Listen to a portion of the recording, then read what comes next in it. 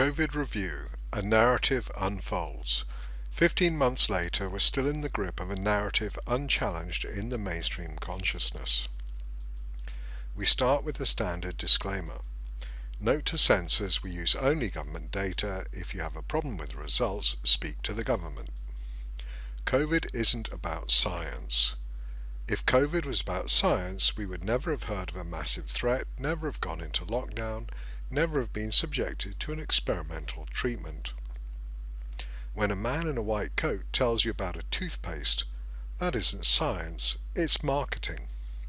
When you were told twice about 500,000 deaths in the UK from COVID, that wasn't science, that was marketing. When lockdown was imposed, it was already redundant and would be shown to have no effect, but it was highly effective for two reasons. Backed by a media fear campaign and nuclear warning style adverts every few minutes, it reinforced the threat. It also conditioned the populace to wait for the all clear. But who or what would be our saviour, allowing us to once more move freely outside our own homes? Cue Bill Gates, April the 5th, Fox News.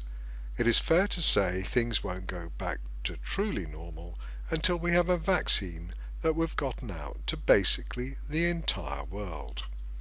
Within days, that was the official mantra declared by the USA, Canada and United Kingdom. No normal till the vaccine. Everything the public has seen or heard has been directed towards that narrative. Massive threat, lockdown, wait for the vaccine. Science, the government and the media have openly lied and committed fraud in the service of the narrative. Doctors, scientists, treatments, posts which challenge that narrative have been suppressed, often ruthlessly, with jobs threatened or people actually fired. Everything possible has been done to ensure the highest possible death count from COVID. Likewise, there has been an overwhelming campaign to assure the public that the vaccines are safe and that you'll be saving lives, be responsible by getting yours and be allowed to travel again. The issue isn't science, it's marketing. Until or unless you can deprogram entire populations, there will be no end or release from the new abnormal. Legitimate science used to that end is useful. Arguing about the science of COVID without addressing and countering the narrative is a distraction. Everything you see or hear has to be filtered through the lens of a deceit and fraud that has been supported ruthlessly by every arm of the state.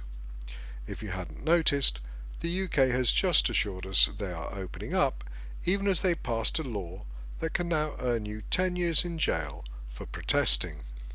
We are living Orwell. It's up to you what you do about that. For me, 15 months of challenging the narrative later, it's time to pay the bills. I do not have the leisure of being paid to lie to the public. Feel free to get in touch, andrew@peerlessreads.com or andrew@amather.com. Either should get to me.